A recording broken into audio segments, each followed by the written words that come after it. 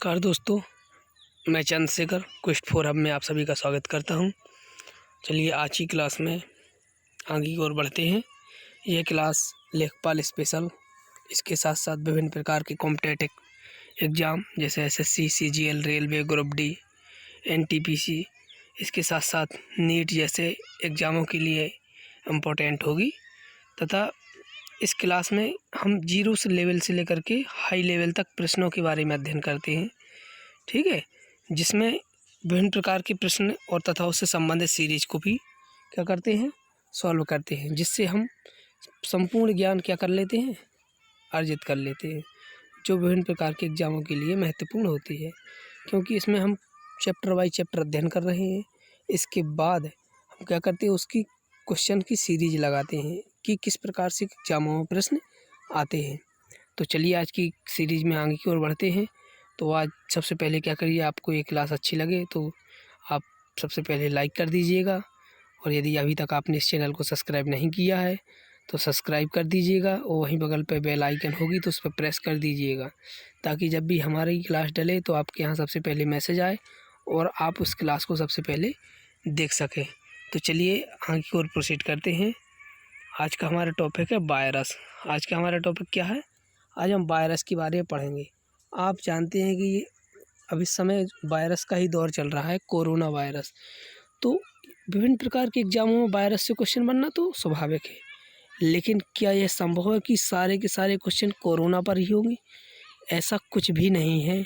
हाँ, एक या दो क्वेश्चन कोरोना से आ सकते हैं, बट उससे रिलेटेड क्वेश्चन पूछे जाएंगे कि वायरस होता क्या है, ऐसा भी आ सकता है।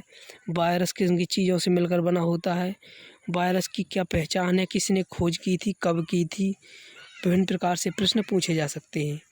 ऐसा नहीं कि कोरोना से ही हो सकते हैं वायरस, क्योंकि कोरोना एक वायरस है, तो वायरस से क्वेश्चन बनना तो स्वाभाविक है, ठीक है। तो इसके लिए हम आगे क्वेश्चन सबसे पहले हम वायरस जानेंगे, वायरस क्या होता है, ठीक है। तो जिस प्रकार से होता है, सबसे छोटी इकाई होती है जीव की ना, वो वायरस होती है। क्या होती है, वायरस। तो उसकी खोज करें हम सबसे पहले कि खोज किसने की थी। तो वायरस है ना, वायरस, इस वायरस की खोज एक रूस के वैज्ञानिक थे। कहाँ के थे, रूस अर्थात रसिया। तो रूस के वैज्ञानिक थे, ठीक है, जिसकी राजधानी क्या है, रूस की मॉस्को। तो उसके वैज्ञानिक थे, उनका नाम क्या था, इवानोविस्की। क्या था, इवानोविस्की, ठीक है। रूस के वैज्ञानिक थे इवानोविस्की, जिन्होंने सन 1892 ईस्वी में किसकी खोज की थी, वायरस की खोज की थी, कि वायरस नामक कोई भी संरचना होती है। तो वायरस की खोज कब की थी, 1892 में किसने की थी, इवानोविस्की ने की थी, ठीक है। ये कहाँ के वैज्ञानिक थे, ये रूस के वैज्ञानिक थे, ठीक है।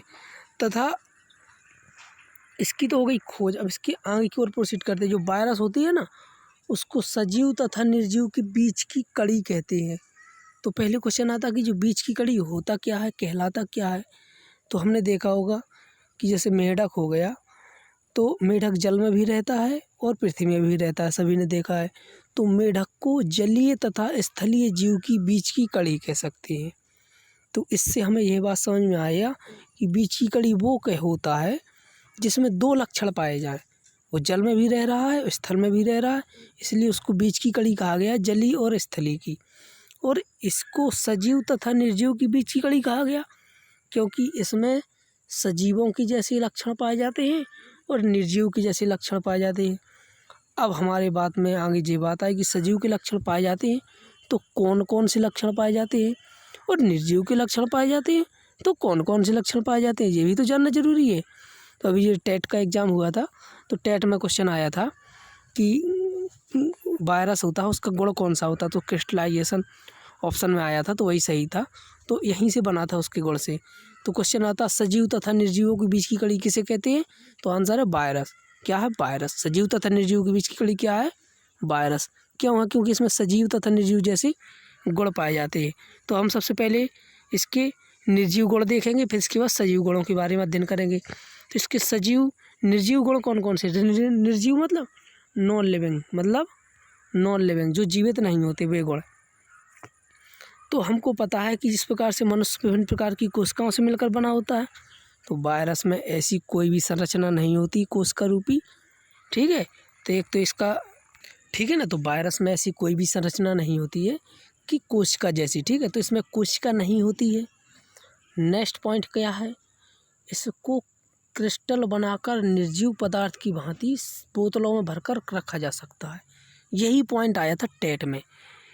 क्रिस्टलाइजेशन, जी आगे क्रिस्टलीकरण, जैसे धूल होती है ना, धूल के कण होते हैं धीरे धीरे, तो इस प्रकार धूल के कणों को भी क्या कर सकते हैं हम, यदि धूल को शीशी में भर के रख दें तो क्या उसका कुछ खराब होना है, नहीं होना है, नष्ट नहीं होना है, तो वैसे की वैसी धूल भरी रहेगी। इसी प्रकार से वायरस को भी बोतलों में भरकर कई वर्षों तक रखा जा सकता है। तो यह इसका गुण कैसा होगा, निर्जीव। सजीव को तो रख नहीं सकते, तो निर्जीव को ही, तो इसका गुण क्या होता है, निर्जीव गुण क्या है कि इसको क्रिस्टल बनाकर निर्जीव पदार्थ की भांति बोतलों में भरकर रख सकते हैं। अब सजीव का गुण क्या है, निर्जीव लक्षण देखा, हम सजीव लक्षण देखें। सजीव लक्षण ये है कि जब भी यह किसी कोशिका के संपर्क में आता है या किसी जीवित शरीर या मनुष्य के संपर्क में आता है तो ये सक्रिय हो जाता है, एक्टिव हो जाता है। क्या हो जाता है, एक्टिव हो जाता है, सक्रिय हो जाता है। और ये सक्रिय हो जाता है, अपना काम करना प्रारंभ होता है, ठीक है। और इसका दूसरा गुण क्या है, ठीक है, कि इसमें इसका सबसे मुख्य गुण यही है सजीव होने का कि ये जो कोशिका के संपर्क में आता है, जीवित कोशिका की, तो ये सक्रिय हो जाता है। देखो क्या बात है, जब ये बोतलों में रखा जा सकता है क्रिस्टल के रूप में तो निर्जीव हो गया, और इसको जब ये कोशिका के संपर्क में आता है तो सजीव हो जाता है। इसलिए इसको सजीव तथा निर्जीव के बीच की कड़ी कहा जाता है। अब देखिए वायरस होता है ना, अब देखिए वायरस है ना, ये कई प्रकार के होते हैं। कुछ ऐसे वायरस होते हैं जो पौधों पर होते हैं, कुछ ऐसे वायरस होते हैं जो जंतुओं पर होते हैं, कुछ ऐसे भी वायरस होते हैं जो जीवाणुओं को खाते हैं, भक्षण करते हैं, ठीक है। तो हम सबसे पहले पढ़ेंगे जो पौधों पर होते हैं, पादप विषाणु। तो पादप विषाणु वे होते हैं जो पौधों पर पाए जाते हैं, ठीक है। और तो इनका जो आनुवांशिक पदार्थ होता है या फिर न्यूक्लियक अम्ल होता है ना, वो होता है RNA।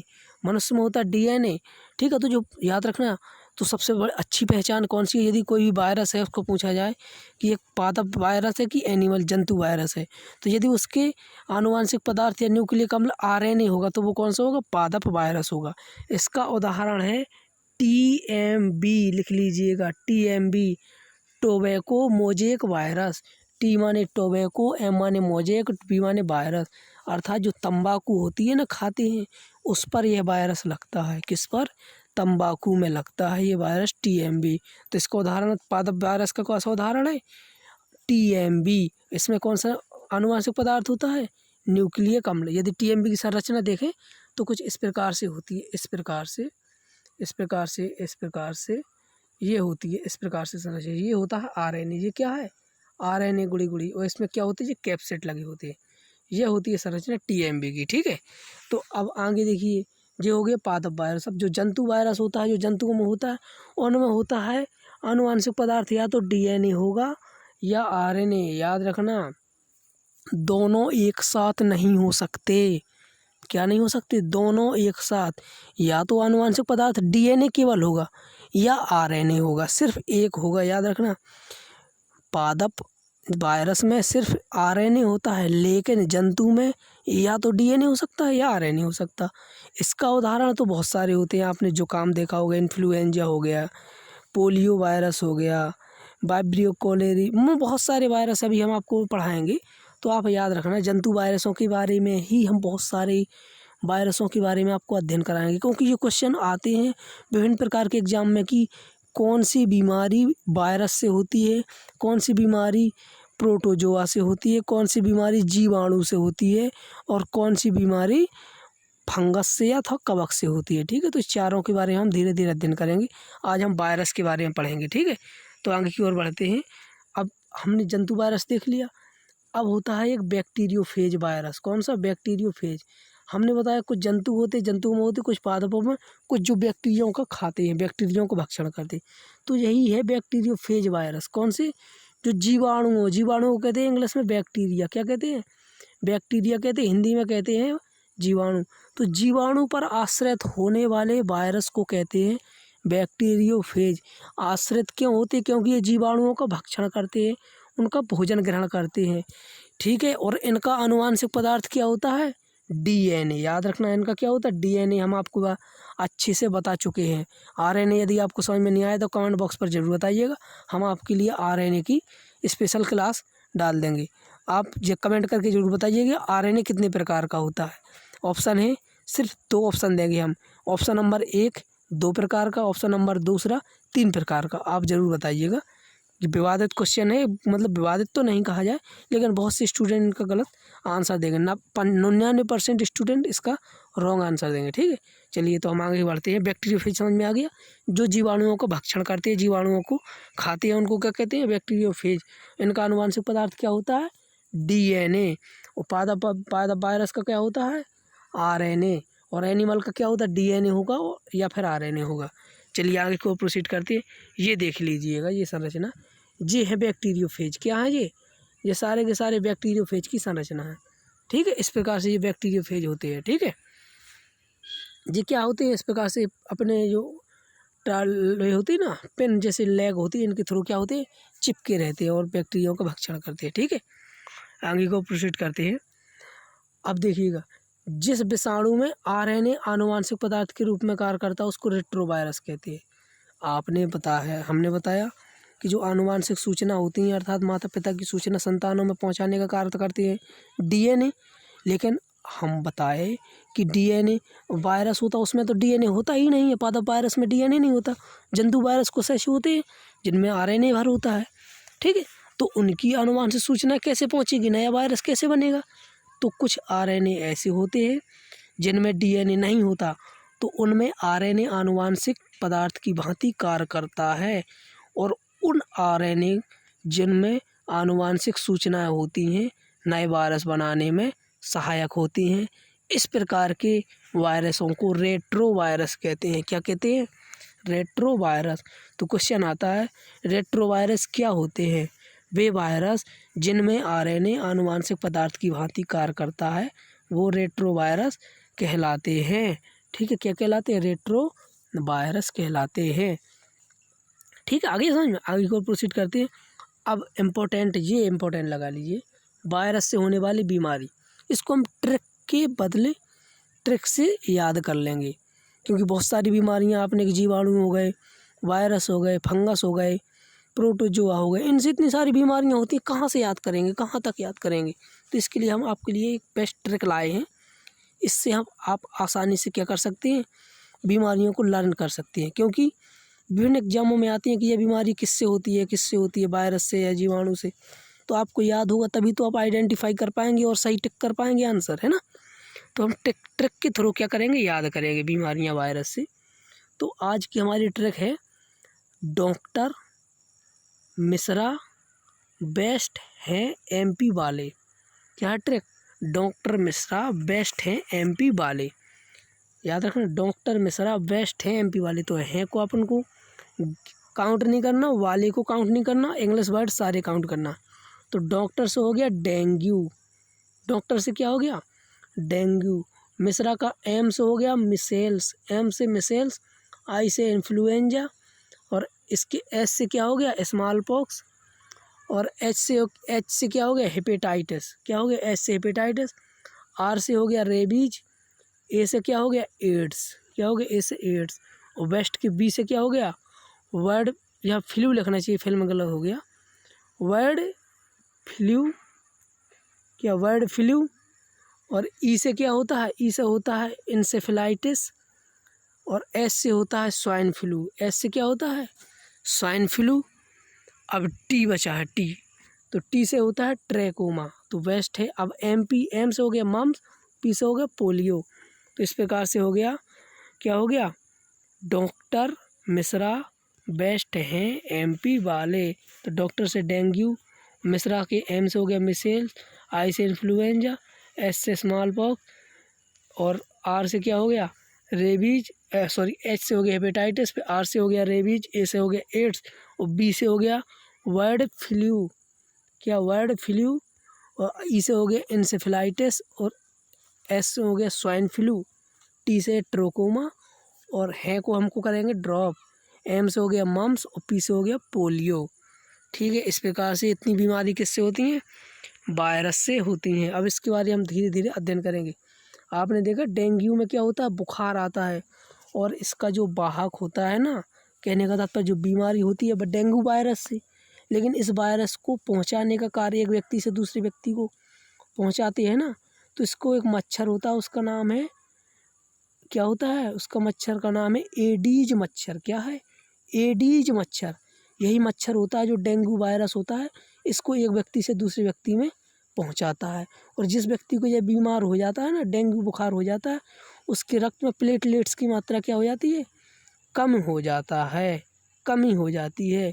और जो इन्फ्लुएंजा है ना, इसको कहते हैं सामान्य बुखार। क्या कहते हैं, सॉरी, सामान्य जुकाम। जुकाम तो आप सभी को नॉर्मली होता है। तो H1V1 होता है ना एक वायरस, उसके थ्रू क्या होता है, ये वायरस होता है। तो इन्फ्लुएंजा वायरस के, स्मॉल पॉक्स आप सभी जानते हैं, कहते नहीं छोटी माता निकल आई, कहते नहीं छोटी माता आ गई, इसको कहते हैं स्मॉल पॉक्स। छोटे छोटे दाने धब्बे आते हैं, तो फीवर आता है, शरीर में चकत्ते पड़ जाते हैं, तो स्मॉल पॉक्स होता है। और जो H होता है हेपेटाइटिस, ये इंपॉर्टेंट है, हेपेटाइटिस। तो हेपेटाइटिस संबंधित है हमारे कहाँ से, यकृत से संबंधित है। कहाँ से, यकृत से या लीवर से। ये क्या करता है, लीवर को इफेक्ट करता है। किसको, लीवर को इफेक्टेड करता है। क्या, हेपेटाइटिस बीमारी। तो लीवर में बनता है बिलिरुबिन, वहीं से संबंधित होता है। तो क्वेश्चन आता है हेपेटाइटिस बीमारी कौन से अंग को प्रभावित करती है, तो लीवर को अर्थात यकृत को करती है। ठीक है, नेक्स्ट बीमारी है रेबीज। क्या है, रेबीज। रेबीज बीमारी है ना, जो कुत्ते बिल्ली हो गए ना, इनके काटने से रेबीज बीमारी होती है। तभी तो कहते हैं कुत्ते काट ले तो झरो, वो क्या कहते हैं, इंजेक्शन लगवा लो रेबीज के, है ना, टिटनेस का, रेबीज का। तो रेबीज बीमारी किससे होती है, कुत्ता बिल्ली के काटने से, क्योंकि उसके लार में होता है रेबीज नामक वायरस होता है। ठीक है, और यह जिस व्यक्ति को वायरस होता है ना, तो उसको पानी से बड़ा डर लगता है। यदि वो थोड़ा सा भी पानी भरा हो तो उसके पास से गुजरेगा तो उसको बहुत डर लगेगा, पास से गुजरेगा ही नहीं। ठीक है, तो उसको क्या होगा, पानी से बहुत डर लगता है, जिसको रेबीज बीमारी हो जाती है। अब होता है नेक्स्ट एड्स। एड्स की फुल फॉर्म होती है एक्वायर्ड इम्यूनोडेफिशिएंसी सिंड्रोम। इसका एक्वायर्ड मीन्स होता है कमी होना, सॉरी, एक्वायर्ड इम्यूनियो का मतलब होता है जो हमारी इम्यूनिटी पावर होती है ना, रोगों से लड़ने की क्षमता, उसका डिफिशियंसी मतलब क्या होता है, डिफिशियंसी सिंड्रोम मतलब उसकी क्या हो जाती है, क्षमता कम हो जाती है। कहने का तात्पर्य इम्यूनिटी पावर है ना, वो कम हो जाता है, अर्थात रोगों से लड़ने की क्षमता कमी हो जाती है। तो एड्स से क्या होता है कि हमारे शरीर में जो रोगों से लड़ने की क्षमता होती है वो कम हो जाती है। ये फैलता कैसा है एड्स, तो एड्स के लिए एक वायरस होता है, उसका नाम है HIV वायरस। क्या है, HIV, ये वायरस का नाम है। इससे एड्स फैलता है। और ये कैसे फैलता है, जब पुरुष महिला यौन संबंध बनाते हैं, यदि किसी को भी HIV है तो वो एक पुरुष से दूसरे में पहुंच सकता है। यदि कोई व्यक्ति HIV वायरस से पीड़ित है और उसके ब्लड को बगैर टेस्ट किए दूसरे व्यक्ति को चढ़ा दिया जाए, डोनेट कर दिया जाए, तो उसको क्या हो जाएगा, HIV हो जाएगा। यदि किसी व्यक्ति को इंजेक्शन लगा दिया जाए, यदि उसी पिन को या निब को दूसरे व्यक्ति को लगा दिया जाए, तो उसके थ्रू भी HIV वायरस का प्रवेश पहुंचना संभव है। ठीक है, नेक्स्ट क्या है, बी मतलब बर्ड फ्लू। हमने फिल्म नहीं है, फ्लू है। क्या, बर्ड फ्लू। ठीक है, और एक होता है एन्सेफेलाइटिस, होता है स्वाइन फ्लू। ठीक है, अब जो बर्ड फ्लू स्वाइन फ्लू है ना, ये लंग्स से, उससे हमारे श्वसन तंत्र होता है ना, उससे संबंधित है। एक होता है ट्रैकोमा। क्या है, अब ट्रैकोमा होता है। ठीक है, ट्रैकोमा होता है, ये भी होता है लंग्स से संबंधित, फेफड़ों से संबंधित, ये होता है श्वसन तंत्र से संबंधित होते हैं।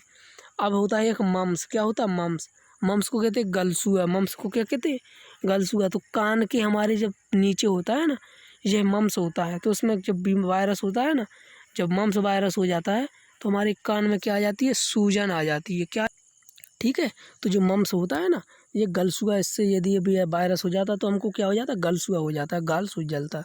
नेक्स्ट अंत में हमारा पोलियो। क्या है, पोलियो वायरस तो आप अच्छी तरह सभी लोग जानते ही होंगे, जिसको हम क्या करते हैं, पल्स पोलियो अभियान चलाया जा रहा है। 2 बूंद जिंदगी की, है ना। तो इसके रोकने के लिए किसका क्या है, टीकाकरण संभव है, और इसके साथ साथ इसके लिए दवा पिलाई जाती है। ये पोलियो बीमारी है ना बेटा, ये संबंधित होती है हमारे तंत्र का, तंत्र हो गई, और अब बोन्स हड्डियाँ हो गई, इनसे संबंधित होती है। ठीक है, चलिए इन बीमारी के बारे में हम थोड़ी और अध्ययन कर लेते हैं। हमने बताया डेंगू बीमारी, तो डेंगू बीमारी किससे होती है, डेंगू वायरस से होती है। ठीक है, किससे होती है, डेंगू वायरस से प्लेटलेट्स कम हो जाती है। स्मॉल पॉक्स बताइए तो उसका नाम है हर्पीज वायरस। क्या, हर्पीज वायरस। याद रखना, नाम याद रखना, पूछ लेता है। स्मॉल पॉक्स कौन से वायरस से होती है, तो हर्पीस वायरस। और चिकन पॉक्स होती है वो किससे होता है, वो होता है वेरिसेला वायरस से। किससे, वेरिसेला जोस्टर, दूसरा पूरा नाम है इसका हर्पीज वायरस है, इसका डेंगू वायरस है, इसका वेरिसोला वायरस है वेरिसोला जोस्टर वायरस है। देखिएगा, हम इंपॉर्टेंट लगाएं जो जो आपको याद रखना। देखिए, डेंगू याद रखना है, स्मॉल पॉक्स रखना है, चिकन पॉक्स, ये तीनों याद रखने ही हैं। डेंगू वायरस से होता है। डेंगू के लिए आपको याद रखना है एडीज मच्छर। क्या, एडीज मच्छर याद रखना है, एडीज मच्छर से होता है डेंगू, ठीक है। और इसके साथ साथ स्मॉल पॉक्स का वायरस याद रखना, हर्पीज। चिकन पॉक्स का याद रखना वेरिसेला, क्या होता है, जोस्टर। और हेपेटाइटिस है ना, हेपेटाइटिस ये याद रखना है आपको। हेपेटाइटिस होती है हेपेटाइटिस हेपेटो वायरस से। किससे होते हैं हेपेटाइटिस, हेपेटो वायरस। आपको इसमें ये याद रखना है कि हेपेटाइटिस बीमारी है, ये लीवर से संबंधित होती है। डेंगू में आपको याद रखना है एडीज मच्छर इसका वाहक होता है। स्मॉल पॉक्स में आपको वायरस का नाम रखना है हर्पीज वायरस। चिकन पॉक्स में वायरस का नाम रखना है वेरिसेला जोस्टर। और हेपेटाइटिस बीमारी में आपको याद रखना है हेपेटो वायरस तो होता है, और ये लीवर से संबंधित होती है, ये लीवर को प्रभावित करता है। रेबीज बीमारी है ना, तो ये रेबीज वायरस से होती है। किससे होती है, रेबीज वायरस से। और यह बीमारी कुत्ते बिल्ली के काटने से होती है, उसके लार में होती है। जो एड्स होता है ना, ये HIV वायरस से। आपको इसके वायरस का नाम रखना है, क्या नाम है, HIV एड्स वायरस, ठीक है ना। तो हम बता चुके हैं एड्स होता है वो HIV वायरस, आपको नाम याद रखना है HIV वायरस। बर्ड फ्लू होता है, इसका आपको बड़ा अच्छे से नाम याद रखना है। जो बर्ड फ्लू होता है जी H5N1 वायरस से होता है, H5N1। और जो स्वाइन फ्लू होता है ना, जी H1N1 से होता है। क्या होता है, स्वाइन फ्लू H1N1। और H5N1 से क्या होता है, बर्ड फ्लू होता है। और जो स्वाइन फ्लू है ना, स्वाइन फ्लू, ठीक है ना, ये इसी को कहते हैं इन्फ्लुएंजा। स्वाइन फ्लू का दूसरा नाम ही क्या है, इन्फ्लुएंजा। और यह होता है तो क्या होता है, जुकाम। क्या होता है, जुकाम होता है, ठीक है। तो H5N1 होता है बर्ड फ्लू, और स्वाइन फ्लू होता है H1N1। एंसेफेलाइटिस है ना, एंसेफेलाइटिस ये होती है, क्या होती है, रेबीज पोलियो से हो सकती है, और खसरा पोलियो से हो सकता है, ठीक है। रेबीज हो गया वायरस, रेबीज वायरस हो सकता है, पोलियो वायरस हो सकता है, खसरा वायरस, ये तीनों वायरस हो सकता है एंसेफेलाइटिस। और एंसेफेलाइटिस में होता क्या है, एंसेफेलाइटिस में हमारा जो सिर होता है ना, क्या सिर होता है ना, सिर कैसा हो जाता है, भारी हो जाता है। क्या हो जाता है, भारी भारी। मस्तिष्क क्या होता है, मस्तिष्क में क्या आ जाती है, और मस्तिष्क में क्या हो जाती है, सूजन आ जाती है। क्या आ जाती है, सूजन। तो क्वेश्चन आता है एंसेफेलाइटिस बीमारी से कौन सा शरीर का अंग प्रभावित होता है, तो मस्तिष्क होता है। इसमें मस्तिष्क में क्या आ जाती है, सूजन। बर्ड फ्लू H5N1 वायरस से, स्वाइन फ्लू H1N1 वायरस से। अब जो मम्स है ना, तो आपको बता ही चुके, तो इसका वायरस है रूबेला वायरस, ये इंपॉर्टेंट नहीं है। तो मम्स क्या है, रूबेला वायरस से। पोलियो है पोलियो वायरस से। हमको जो इम्पोर्टेंट है हम बता चुके। स्वाइन फ्लू आपको याद रखना है H1N1 से। और आपको क्या रखना है, बर्ड फ्लू H5N1। एड्स रखना है HIV वायरस। रेबीज याद नहीं रखना है आपको। हेपेटाइटिस याद रखना है, ये हेपेटो वायरस से होता है, और इसका प्रभावित अंग क्या होता है, लीवर होता है। चिकन पॉक्स याद रखना है, varicella zoster. Small pox herpes virus. Dengue virus याद ना रहे, लेकिन इसका वाहक होता है एडीज मच्छर, ये आपको याद होना ही चाहिए, ठीक है। अब आपको वायरस के बारे में हम थोड़ी दिखा देते। ये है हमारा एड्स वायरस। क्या है, एड्स है जी, एड्स वायरस होता है। इसमें देखिएगा, एड्स वायरस है, इसमें देखिए जी RNA होता है ना, ये RNA हमें पता है एनिमल में होता है एड्स, तो कौन होगा, RNA होगा, है ना, RNA होता है। RNA भी हो सकता है, और DNA। तो आप इसको अच्छे से देख लीजिएगा, ये किसका है, एड्स है। ये क्या है, एड्स का वायरस है ये, ठीक है। इसमें पदार्थ ये क्या होता है, RNA होता है, ठीक है। एड्स हो गया। अब एड्स के बाद देखिएगा, ये है ना, ये डेंगू की वायरस है। ये क्या है, डेंगू बीमारी है ना, तो इस जो डेंगू को बीमारी को फैलाती है, ये वो है वायरस है। इसको आप देख लीजिएगा, ये मच्छर बना है, ये क्या है, एडीज मच्छर है। क्या है, एडीज मच्छर। यही मच्छर क्या कहलाता है, फैलाता है। ये वायरस है ना, इस प्रकार की संरचना होती है। ये होता है क्या, एडीज, वो सॉरी, ये क्या होता है, डेंगू वायरस। और ये फैलाता कौन सा है, एडीज मच्छर। अब पोलियो वायरस, इस प्रकार की संरचना होती है, पोलियो वायरस, ठीक है। ये फैलाता, इससे कौन सी बीमारी होती है, पोलियो। और पोलियो हमने आपको बताया है कि ये तंत्रिका तंत्र के साथ साथ हमारी हड्डियां होती हैं ना, उनको प्रभावित करती है। तो आप, ठीक है, तो इस प्रकार से हमारा आज की क्लास का टॉपिक कि यहीं पर ख़त्म होता है। और रसायन दर्शन में आप सभी लोग जानते हैं कि हम पर डे 5 प्रश्नों की सीरीज लाते हैं, जो मोस्ट इम्पोर्टेंट क्वेश्चन होते हैं केमिस्ट्री से संबंधित, रसायन विज्ञान से संबंधित, उनके बारे में हम अध्ययन करते हैं। तो चलिए आज की सीरीज के बारे में आगे को प्रोसीड करते हैं। पहला क्वेश्चन है हमारा कि जिस न्यूनतम ताप पर कोई पदार्थ जलना शुरू करता है उसे उस पदार्थ को क्या कहते हैं, उसे उस पदार्थ का क्या कहते हैं। ठीक है, आपने देखा होगा जैसे घर पर कोई भी चीज़ रखी है, कोई वस्तु रखी है, अब उसको हम जलाएं तो जलाने के लिए कोई हमने बाहर से कोई तापमान नहीं बढ़ाया है, तो उस तापमान को कहते हैं ज्वलन ताप। क्या कहते हैं? ज्वलन ताप।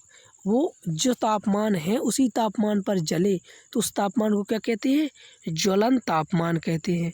क्या ठीक है ना? तो जो वस्तु जिस ताप पर जले तो उसको क्या कहते हैं?